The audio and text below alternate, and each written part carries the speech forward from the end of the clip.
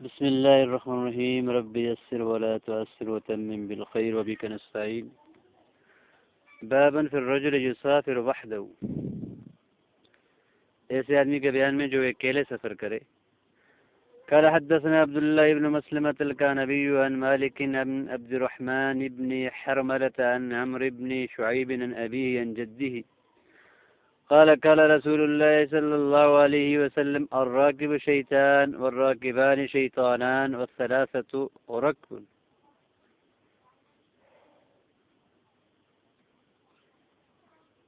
آپ نے فرمایا کہ راکب جو ایک راکب ہو، یعنی جو سواری کر کے سفر میں جا رہا ہو تو وہ شیطان ہے۔ مطلب یہ ہے کہ زمین میں اکیلے جانا اور تفرد اختیار کرنا یہ شیطان کے فعل میں سے، اور یہ ایسی شے ہے کہ جس پر شیطان ابھارتا ہے اور اس کا سبب شیطان بنتا ہے۔ شیطان اسی کام کی دعوت دیتا ہے آپ اکیلے سفر کریں، اور اکیلے سفر کرنے کے اندر بہت زیادہ مشقتیں، مصیبتیں اور بہت سی جو ہے وہ ایسے کام بھی آپ کو پیش آ سکتے ہیں جو آپ کے دین دنیا کے لیے نقصان دہ ہو سکتے ہیں۔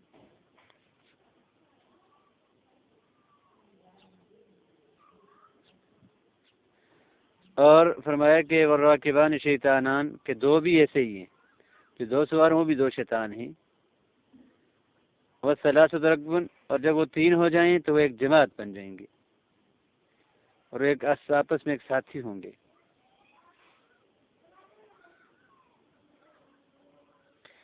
اب اس لیے کہ جب کوئی آدمی اکیلے سفر کرتا ہے تو 100 طرح کے مسائل پیش آ سکتے ہیں۔ خدا نہ خواستہ آدمی مر جاتا ہے تو اس کا جنازہ کون کرے گا، اس کو غسل کون دے گا، اس کو کفن کون دے گا، اس کو دفن کون کرے گا۔ اور پھر ایسا بھی نہیں ہو سکتا کہ جب وہ اکیلا ہے، اس کے پاس کوئی آدمی نہیں ہوگا، جب کوئی آدمی نہیں ہوگا تو پھر وہ وصیت نہیں کر سکے گا، اپنے جو ہے وہ رشتہ داروں کی طرف کوئی جو ہے وہ خبر نہیں پہنچا سکے گا۔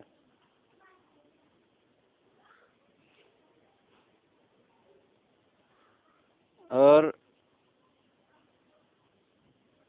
دو ہوں تو پھر ایک آدمی کے لیے یہ کام کرنے بڑے مشکل ہو جاتے ہیں۔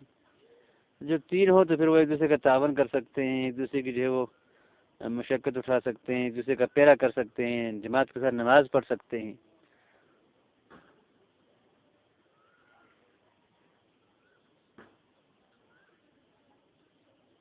اس حدیث کو حاکم نے صحیح قرار دیا ہے، ابن خزیمہ نے بھی صحیح قرار دیا ہے، اور اسے حاکم نے ابو ہریرہ رضی اللہ تعالیٰ عنہ کے حدیث سے جو ہے وہ نکالا ہے، یعنی ان کی روایت سے اس کو بیان کیا ہے اور اس کو صحیح قرار دیا ہے۔ اور منذری فرماتے ہیں کہ اس حدیث کو جو ہے وہ امام نسائی نے بھی اپنی کتاب کے اندر جو ہے اس کی تخریج کی ہے۔ بابن فی القوم یسافرون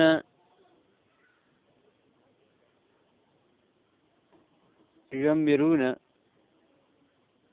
احدهم، ایسے لوگوں کے بیان میں کہ جو سفر کرتے ہیں اور پھر کسی ایک کو آپس میں سے کسی ایک کو امیر بناتے ہیں۔ قال حدثنا علی بن بحر بن بری قال اخبرنا حاتم بن اسماعیل قال اخبرنا محمد بن عجلان عن نافع عن ابي سلمة عن ابي سعيد الخدري رضي الله تعالى عنه ان رسول الله صلى الله عليه وسلم قال اذا خرج ثلاثة في سفر فليؤمروا احدهم، جب تین آدمی سفر میں نکلے تو کسی ایک کو آپس میں کسی ایک کو کیا بنانے، امیر بنا دیں۔ فليؤمروا احدهم، اس بات کا حکم اس لیے دیا گیا تاکہ ان کا یہ جو معاملہ ہے مجتمع ہو اور ان کا ایک امیر ہو جس کی یہ جو ہے وہ تابعداری کریں اور اس کے کہا مانیں اور اس کے مشورے پہ عمل کریں، اور تاکہ جو ہے وہ ان کی اجتماعیت قائم رہے اور ان کے درمیان جو ہے وہ تفرقہ نہ پڑے اور ان کا اختلاف واقع نہ ہو۔ اس حدیث سے جو ہے وہ علامہ منذری نے جو ہے سکوت اختیار کیا ہے، اور جس ابو داؤد کی جس حدیث سے منذری سکوت اختیار کریں وہ قابل احتجاج ہوتی ہے۔ قال حدثنا علي بن بحر قال اخبرنا حاتم بن اسماعيل قال اخبرنا محمد بن عجلان عن نافع عن ابي سلمة عن ابي هريرة ان رسول الله صلى الله عليه وسلم قال اذا كان ثلاثة في سفر فليؤمروا احدهم قال نافع فقلنا لابي سلمة فانت اميرنا، تو ہم نے جو ہے ابو سلمہ کو یہ کہا کہ آپ ہمارے امیر ہیں، وہی مضمون پر والی حدیث کا۔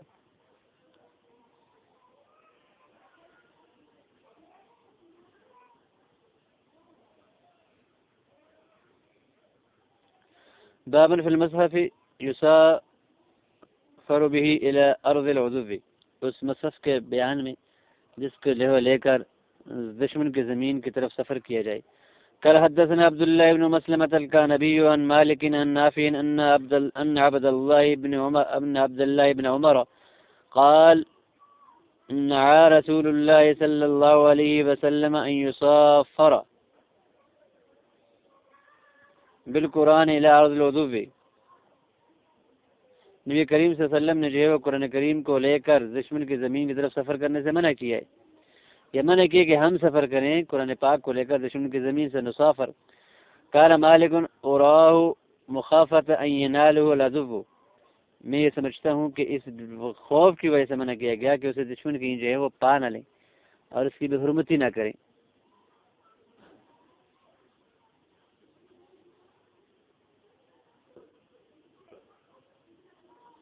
امام مالک نے جو تعویل کی ہے یہی تعویل جو ہے وہ ابن ماجہ کی روایت کے اندر بھی آئی ہے.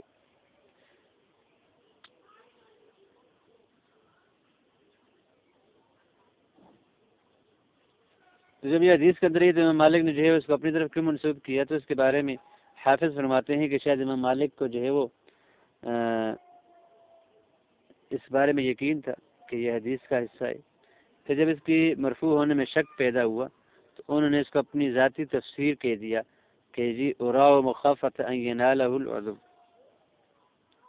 اراؤ. اور ابن عبد البر کہتے ہیں کہ فقہاء نے اس بات پر اجماع کیا ہے کہ جنگوں کے اندر اور چھوٹے لشکر کے اندر جس پر خوف ہو کہ دشمن قابو پا سکتا ہے ان میں قرآن کریم کو لے جانے سے جو ہے لے جانا ممنوع ہے.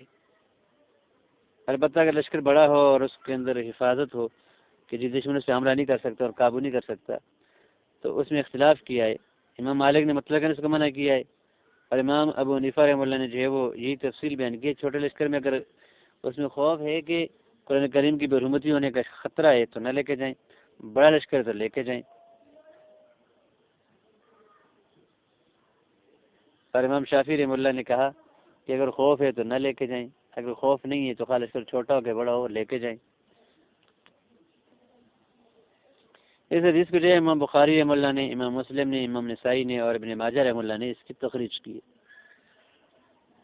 باب ما یستحب من الجیوش والرفقاء والسرایا. یہ لفظ یستحب یہی پڑھا جاتا ہے، صحیح ہے. کبھی کبھی جو ہے وہ میری زبان یستحب نکل جاتا ہے، زیادہ مناسب یستحب ہے.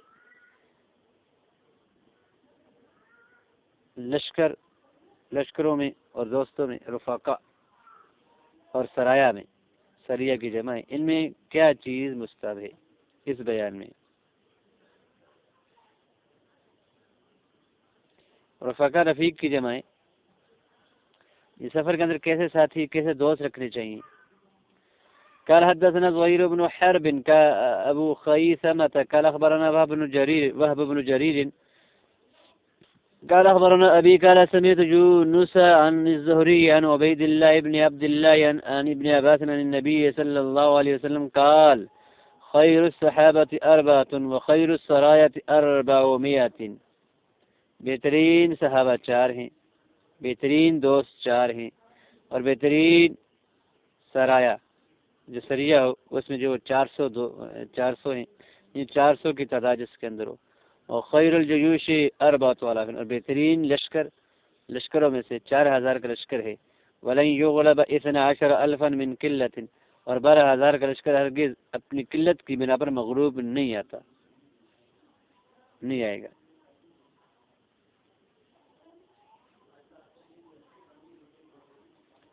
صحابہ صاحب کی جمع ہے.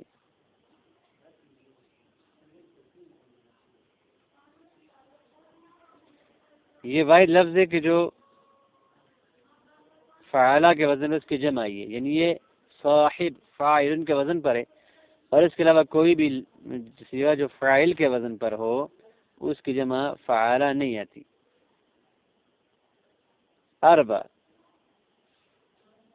مسافر جو ہے وہ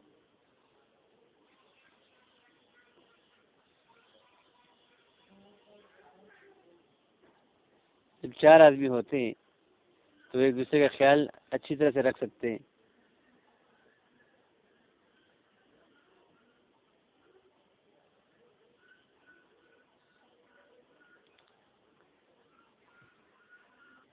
امام غزالی نے اس کی بڑی عجیب تفسیر فرمائی ہے، کہتے ہیں کہ جب آدمی جو ہے وہ ایک آدمی جب سفر کرتا ہے تو اس کو ایک ایسے آدمی کی ضرورت ہوتی ہے جو اس کی حفاظت کرے، اور ایک ایسے آدمی کی بھی ضرورت ہوتی ہے کہ جو اس کے لیے کھانے پینے کی چیزیں، سامان وغیرہ یا آگے پیچھے اس کے لیے تلاش کرے۔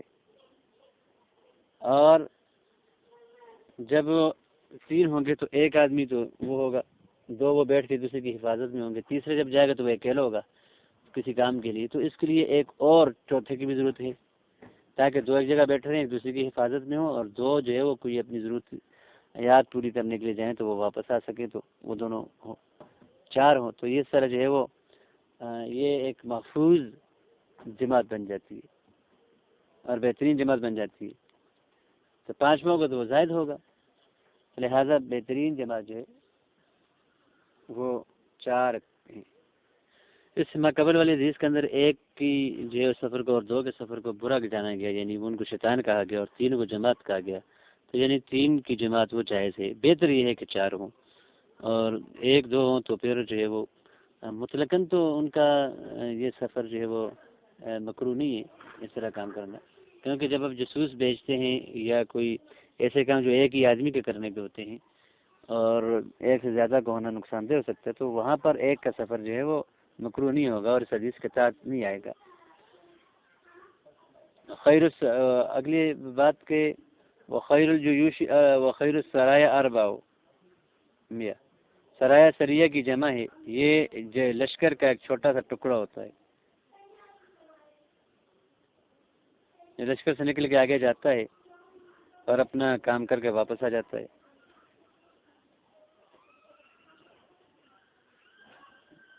اور بعض حضرات نے یہ کہا ہے کہ سرایا سے مراد، سریہ سے مراد گھڑ سواروں کا ایسا دستہ کہ جو 400 یا تک پہنچا ہوا ہو، اس کو سریہ سے یہ کہتے ہیں کہ یہ تھوڑے ہوتے ہیں لشکر کے مقابلے میں، یہ رات کو چلتے ہیں اور ان کا جانا مخفی ہوتا ہے، یہ فعیلہ ہے اور فائلہ کے معنی میں، سرائے یسری سرین و اسرا یسری یسرن، اذا ذهب لیلا، رات کو چلنا۔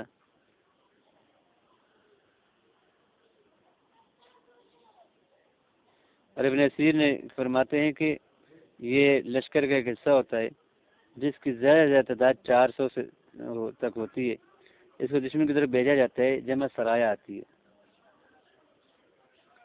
ان کو سرایا کیوں کہا جاتا ہے؟ اس لیے کہ یہ لشکر کا خلاصہ ہوتے ہیں اور ان جو ہے وہ بہترین مال ہوتے ہیں، بہترین مجاہد ہوتے ہیں، بہترین فوجی ہوتے ہیں۔ یہ شیء سری سے ہے، النفیس، اور یہ رات کو جاتے ہیں، سرن جاتے ہیں، خفیتاً جاتے ہیں، یہ سرایا کہا جاتا ہے۔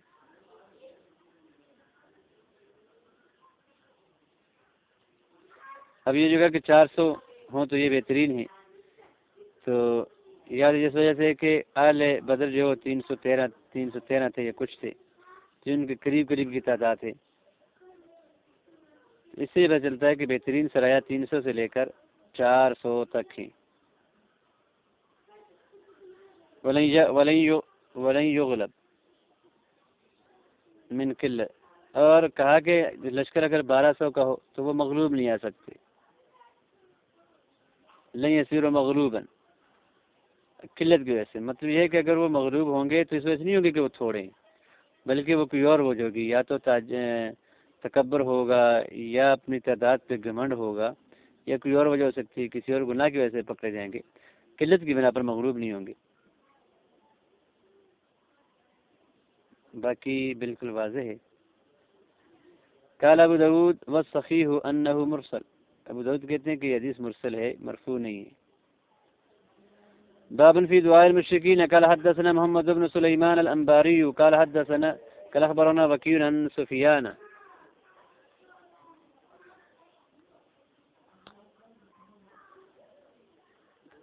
عن علقمة بن مرصد عن سليمان بن بريدة عن أبيه قال كان رسول الله صلى الله عليه وسلم إذا باس أميرا على سرية أو جيش أوصى بتقوى الله في خاصة نفسه وبمن معه من المسلمين خيرا. جب آپ صلی اللہ علیہ وسلم جو ہے وہ کسی امیرن علی سریہ، کسی کو جو ہے وہ سریہ پر امیر بنا کے بھیجتے لشکر پر، تو اسے وصیت کرتے اللہ سے ڈرنے کی، خاص کر اپنی ذات کے لیے اور ان لوگوں کے بارے میں جو اس کے ساتھ تھے مسلمانوں میں سے، بہترین خیر کی جو ہے وصیت کرتے. وقال اذا لقيت عدوك من المشركين، اور اس امیر کو کہتے کہ جب تم دشمن سے جو ہے وہ تمہاری مٹ بھیڑ ہو، فادعوهم الى احدى ثلاث خصال، اسے تین باتوں میں سے ایک بات کی طرف دعوت دو. او خلال، خصال فرمایا یا خلال فرمایا، یہ راوی کی طرف شک ہے. خصال اور خلال کسرے کے ساتھ، خصلہ اور خلہ کی جمع ایک ہی معنی میں. فأيتهن فی بعض نسخوں میں اجابوک، جس کا بھی تمہیں جواب دیں، الیہا ان کی طرف، فقبل منہم وکف عنہم، تو ان سے اس بات کو قبول کر لو اور ان سے رک جاؤ. ادعوہم الی الاسلام، وہ تین باتیں کون سی ہیں؟ فرمایا کہ انہیں اسلام کی دعوت دو. فإن اجابوا، اگر وہ قبول کر لیں، فقبل منہم، ان سے اس ایمان کو قبول کر لو، وکف عنہم، اور ان سے رک جاؤ. ثم ادعوہن الی التحول من دارہم الی دار المہاجرین، پھر ان سے تم جو ہے اگر اس بات کو نہیں مانتے تو انہیں تم دعوت دو کہ وہ اس جگہ سے جو ہے وہ مہاجرین کے دار کی طرف جو ہے منتقل ہو جائیں. وعالمہم انہم ان فعلوا ذالک، اور انہیں یہ بتا دو کہ اگر وہ یہ کام کر دیں تو ان لہم ما للمہاجرین وان علیہم ما علی المہاجرین، ان کے لیے وہی ہوگا جو مہاجرین کے لیے، اور ان کے لیے ان کے خلاف وہی ہوگا جو مہاجرین کے خلاف ہوگا.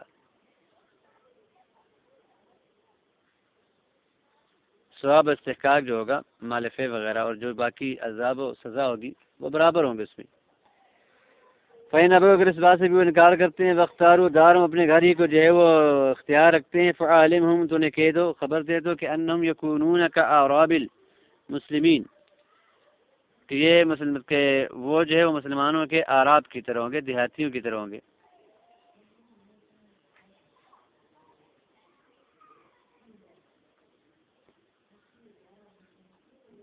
یجری علیہم حکم اللہ الذی یجری علی المؤمنین، ان پہ وہی حکم جاری کیا جائے گا جو مومنین پہ جاری کیا جاتا ہے. وَلَيَكُونْ لَهُمْ فِي الْفَيْءِ وَالْغَنِيمَةِ نَصِيبٌ، ان کے لیے فے اور غنیمت کے اندر کوئی حصہ نہیں ہوگا، جیسے جو ہے وہ جہاد میں رہنے والے مسلمان جو جہاد میں شریک نہیں ہوتے تھے ان کے لیے بھی کچھ نہیں ہوتا تھا. الا ان یجاہدوا مع المسلمین، مگر یہ کہ مسلمانوں کے ساتھ مل کے یہ جہاد کریں.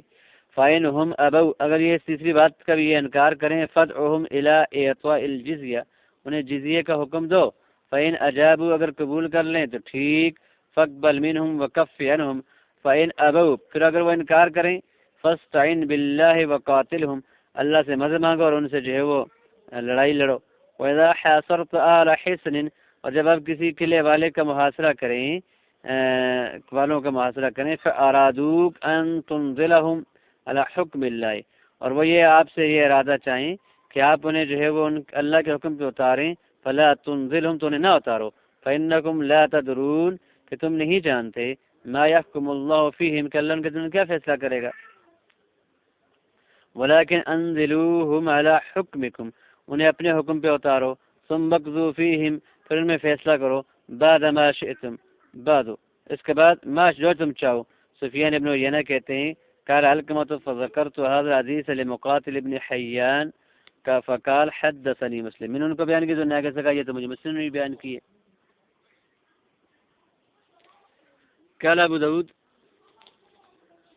هو ابن هيثم النعمان بن مقرن عن النبي صلى الله عليه وسلم عليه وسلم مثل حدیث سلیمان بن بریدہ.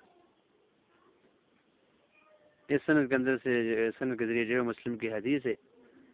یہاں پر اعراب المسلمین یعنی وہ لوگ جو دیہاتوں میں رہتے ہیں.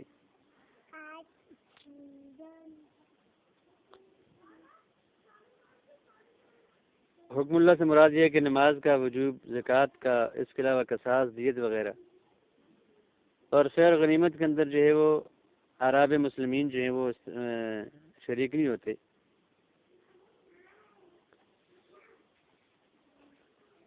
تو غنیمت سے مراد وہ مال ہے کہ جو جنگ کے ذریعے حاصل ہوتا ہے کافروں سے، آل حرب سے.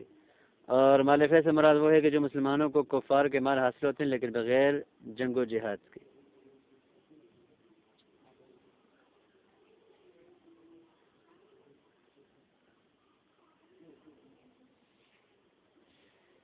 باقی حدیث جو ہے بالکل واضح ہے.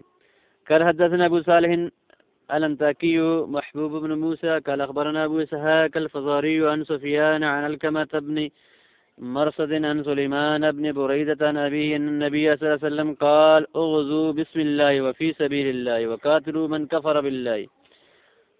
اللہ کا نام لے کر جو ہے وہ جہاد کرو اور اللہ کے راستے میں جہاد کرو، اور جو اللہ کا انکار کرنے سے لڑائی کرو. اغزو ولا تغدروا، غدر نہ کرو، دھوکہ نہ دو. ولا تغلوا، اور مال غنیمت کے اندر خیانت نہ کرو. لا تغدروا، دھوکہ نہ دو. لا تغدروا، وعدہ نہ توڑو. ولا تمثلوا، اور مسئلہ نہ کرو. مسئلہ کہتے ہیں کسی کے جو وہ اطراف کاٹ دینا، قتل کے بعد اس کے ہاتھ، پاؤں، ناک، آنکھیں نکال دینا. ولا تقتلوا ولیدا، اور ولیدہ یہ سبھی ہے، اور بچوں کو قتل نہ کرو. جہاد کے اندر یہ کام کرنے جن سے منع کیا گیا یہ جائز نہیں ہے. بالکل واضح ہے مفہوم. قال حدثنا عثمان بن ابي شيبة قال اخبرنا يحيى بن ادم وعبيد الله بن موسى عن حسن بن صالح عن خالد بن الفزر قال حدثني انس بن مالك ان رسول الله صلى الله عليه وسلم قال انطلقوا بسم الله وبالله وعلى ملة رسول الله، اللہ کے نام پر اور اللہ کی مدد کے ساتھ اور اللہ کی رسول کی لائی شریعت و ملت کے ساتھ چلو.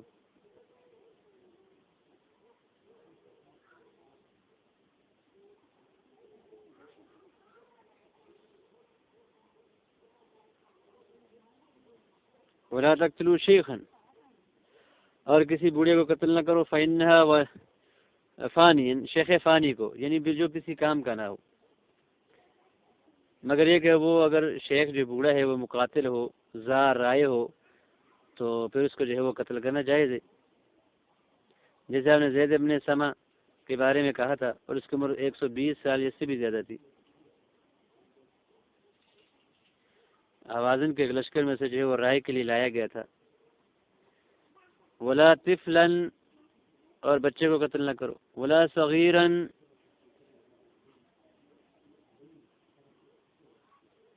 بعض نسخے میں ولا طفلا صغیرا ہے، ایسی مشکات میں. یا یہ کہ پھر یہ اگر واو ہو تو یہ بیان ہوگا سبیین کا،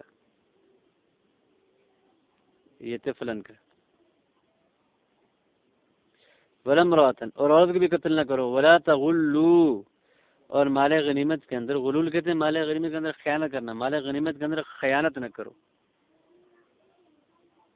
وضموا غنائمکم، اور اپنی غنیمتوں کو ایک دوسرے کے ساتھ ملاؤ، جمع کرو. واحسنوا ان اللہ یحب المحسنین، اور احسان کرو آپس میں ایک دوسرے کے ساتھ، بے شک اللہ پاک احسان کرنے والے، نیکیاں کرنے والوں کو پسند کرتا ہے. بات واضح ہے. بابا فی الحرب فی بلاد العدو، دشمن کے شہروں کو جلانے کے باب میں. قال حدثنا قتيبة بن سعيد قال اخبرنا ليس عن نافع عن ابن عمر ان رسول الله صلى الله عليه وسلم حرك نخيل بني النظير وقطع وهي البويرة. آپ صلی اللہ علیہ وسلم نے جو ہے وہ بنو نذیر کے جو کھجوروں کے درخت تھے ان کو جلا دیا تھا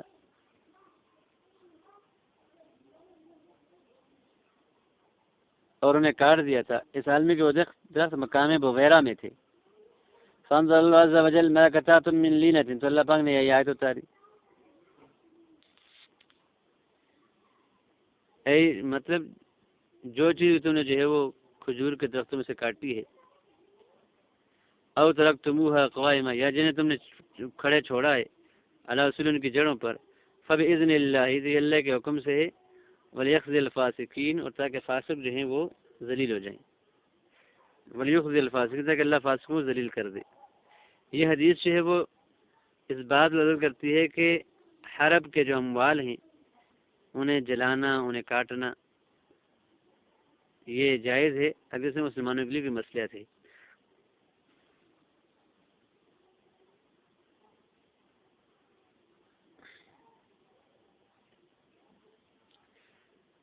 یہ اسی کا طور حصہ کام کیا جاتا ہے جلانے گرانے کا، کہ جہاں پر دشمن کی قوت کو زہر کرنا ہو اور دشمن بڑا غلط قسم کا ہو، لیکن جہاں پر اس کے بغیر دشمن زہر ہو جائے تو وہاں جلانے کی ضرورت نہیں ہے۔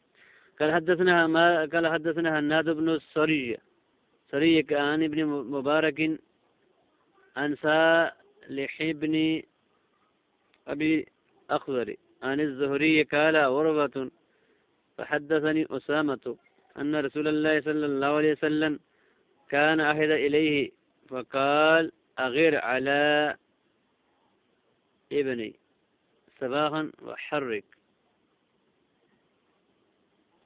آپ نے مجھے یہ حکم دیا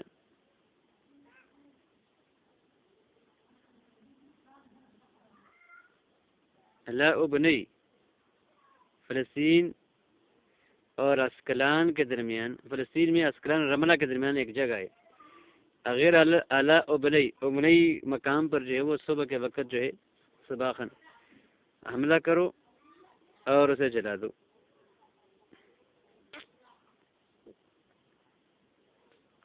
مطلب اس کی جو ہے وہ کھیتیاں، ان کے درخت وغیرہ، ان کے گھر وغیرہ کو جلا دو۔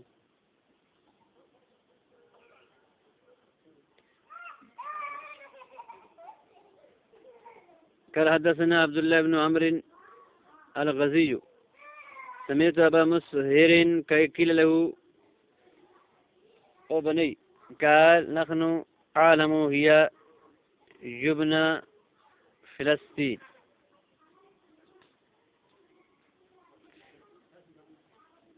الغزی جو ہے وہ شام میں ایک شہر ہے جس کی طرف نسبت ہے۔ ابو مسہر کو قیل له کہا گیا، ابنی کیا چیز جگہ ہے؟ تو قال انہوں نے کہا کہ عالم ہی یبنى فلسطین،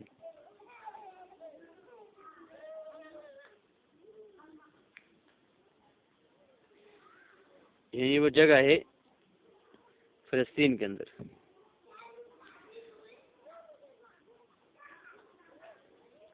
بابن فی باس العیون، جاسوس بھیجنے کے بیان میں، یہ عین کی جمع جاسوس کے معنی میں۔ قال حدثنا هارون بن عبد الله قال اخبرنا هاشم بن القاسم قال اخبرنا سليمان يعني ابن المغيرة عن ثابت عن انس قال بعث يعني النبي صلى الله عليه وسلم بصيصة عينا، آپ نے جو ہے وہ بصیصہ، ایک آدمی کا نام، بصیصہ کو جو ہے وہ آپ نے جاسوس بنا کے بھیجا۔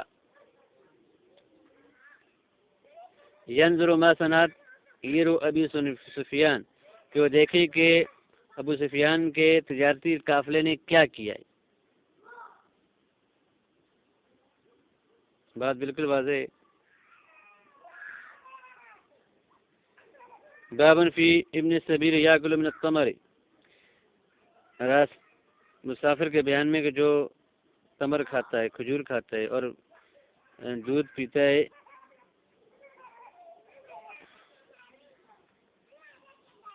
جب ان کو لے کے ان سے گزرتا ہے۔ قال حدثنا عیاش بن ولید الرکام قال اخبرنا عبد الاعلى اخبرنا سعید عن قتادة عن الحسن عن سمرة بن جندب ان نبی اللہ صلی اللہ علیہ وسلم قال اذا اتى احدكم على ماشية فإن كان فيها صاحبها فليستأذنه۔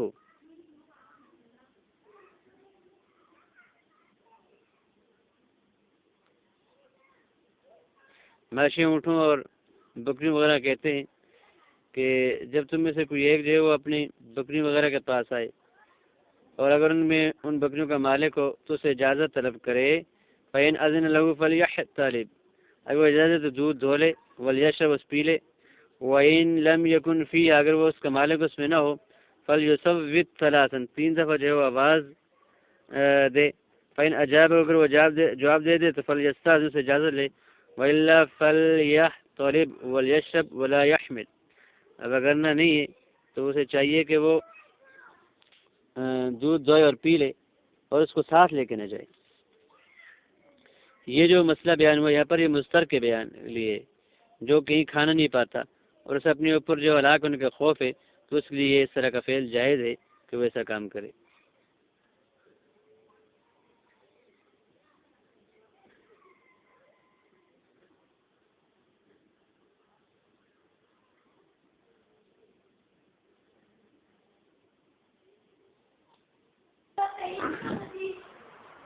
یہ جو حدیث ہے اور اس طرح اسی مفہوم کی باقی جو حدیثیں ہیں، ان حدیث کے مطابق حکم لاگو ہوگا یا نہیں ہوگا. یعنی کسی باغ میں سے کھانا، کسی کے ریوڑ سے بکری میں سے دودھ پینا، یہ جائز ہوگا یا نہیں ہوگا. تو ایک طرف یہ کہتے ہیں کہ یہ حدیث محکم ہیں اور لہذا ان حدیث کی بنا پر پھل کھانا اور دودھ پینا ضرورت اور غیر ضرورت دونوں صورتوں میں جائز ہے اور اس پہ کوئی زمان نہیں ہے. یہ امام احمد سے مشہور روایت ہے. اور ایک جماعت یہ کہتی ہے کہ اس طرح کے کوئی کام جائز نہیں ہے، البتہ ضرورتاً جائز ہے، اور وہ بھی جو ہے وہ اس کے ذمے میں جو ہے اس دودھ یا اس پھل کا کیا آئے گا، ثمن آئے گا، عوض آئے گا. جب وہ قادر ہوگا تو وہ چیز دے دے گا. یہ امام مالک، امام شافعی اور امام ابو حنیفہ رحمہ اللہ کا مذہب ہے. ان کی جو ہے وہ اس قول پہ چند دلیلیں ہیں. پہلی تو یہ کہ اللہ رب العزت نے فرمایا یا ایھا الذین آمنوا لا تاکلوا اموالکم بینکم بالباطل الا ان تکون تجارۃ عن تراض منکم، اور یعنی آپس میں رضامندی ہو تو تب یہ کام ہو سکتا ہے. اور یہاں پر جو صورت ہے کہ آدمی موجود نہیں ہے اور آپ کھاتے ہیں، تو ترازی تو یہاں پر جو ہے وہ منتفی ہے ہی نہیں، رضامندی نہیں ہے. دوسرا یہ ہے کہ کوئی باغ ہو یا کوئی جانور ہو، اگر یہ کسی یتیم کے ہوں اور ان میں سے کوئی کھائے پیے تو اس کا مطلب یہ کہ اس نے جو ہے وہ یتیم کا مال ظلماً کھایا ہے، تو وہ تو وعید کے اندر داخل ہو جائے گا. تیسرا یہ ہے کہ صحیحین کے اندر ابو بکرہ کی حدیث ہے، کہتے ہیں کہ ان نبی صلی اللہ علیہ وسلم قال فی خطبتی فی حجۃ الوداع ان دماءکم واموالکم واعراضکم علیکم حرام کحرمۃ یومکم ھذا. تو اس حدیث کے اندر بھی یہ واضح ہے کہ ان دماءکم واموالکم واعراضکم، کہ تمہارے خون، تمہارے مال، تمہاری عزتیں تم پہ حرام ہیں جس دن کی حرمت کی طرح اس شہر میں اور تمہارے اس مہینے میں. چوتھی دلیل نجات کی ابو ہریرہ رضی اللہ عنہ کی حدیث ہے، جو صحیح حدیث ہے کہ نبی صلی اللہ علیہ وسلم قال کل المسلم علی المسلم حرام دمہ ومالہ وعرضہ. اور ایک حدیث ابن عباس کی جس کے آخر میں فرماتے ہیں ولا يحل لامرئ من مال اخیہ الا ما آتاہ من طیب نفس. طیب نفس اگر وہ دے دے ٹھیک ہے. اور بھی جو ہے وہ بہت سی حدیثیں ہیں. بہرحال اگر ضرورت ہے اور مخمصے کی حالت ہے تو کھا لے، دودھ دو کے پی لے، اور اگر مالک کا پتہ ہو اور بعد میں جب اس کو توفیق ہو اور وہ دینے پہ قادر ہو ان چیزوں کے پیسے، تو وہ پیسے دے دے.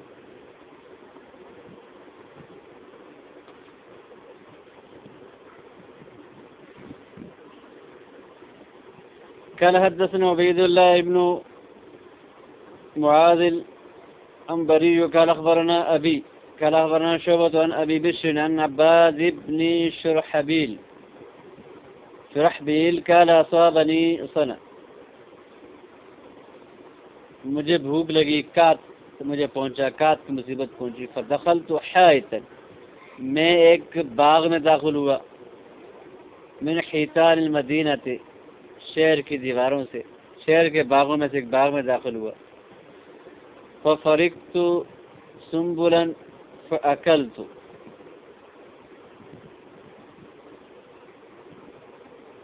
فرق سنبل جلا کے میں نے رگڑا ایک سنبل اور میں نے کھایا.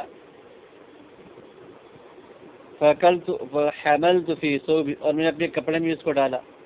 تو اس کا ساتھی آ گیا، فجاء اس کا مالک آ گیا، فضربني وأخذ ثوبي، اس نے جو مجھے مارا اور میرے کپڑے لے لیے.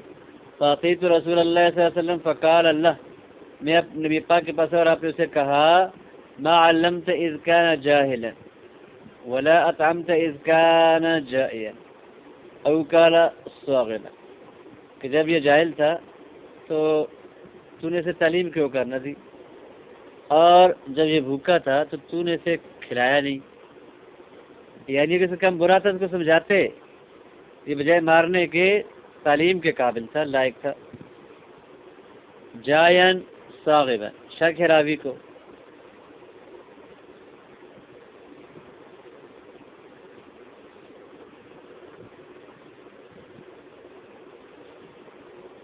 وہ ہمارا فرد، اسے آپ نے حکم دیا، فرد علی ثوبی وعطانی وسکن، تو اس نے مجھے جو ہے وہ میرے کپڑے لوٹا دیے اور مجھے ایک وسق یا نصف وسق غلہ بھی دیا. قال حدثنا محمد بن بشار قال اخبرنا محمد بن جعفر عن شعبة عن ابي بشر قال سمعت عباد بن شرحبيل رجل منا من بني غبر بمعنى، اس پہ بات ہو چکی ہے اس مضمون پہ. وہ من قال انه ياكل مما سكت.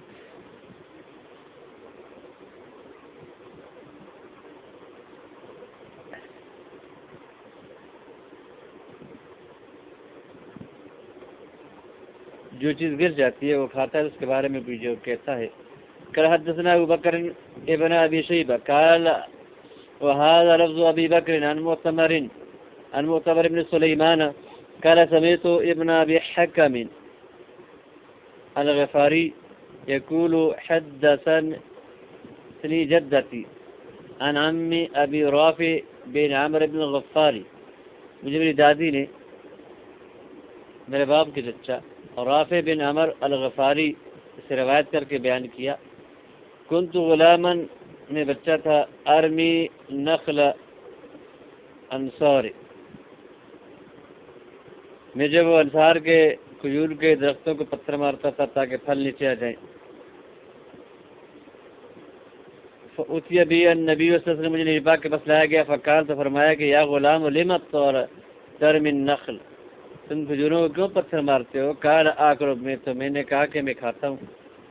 قال فلا ترمی نخل وقل ما يسقط من اسفلها، نیچے کرے اس کو کھا لیا کرو، پتھر نہ مارو. ثم مسح راسه فقال اللهم اشبه بصر، پھر جو ہے وہ اس کا سر جو ہے وہ مسح کیا اور کہا کہ اللہ اس کے پیٹ کو بھر دے.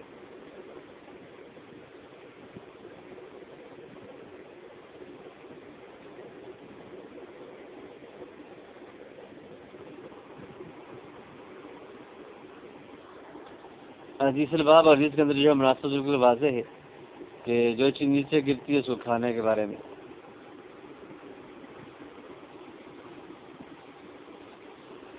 واللہ تعالی علم بالصواب وما علینا الا البلاغ.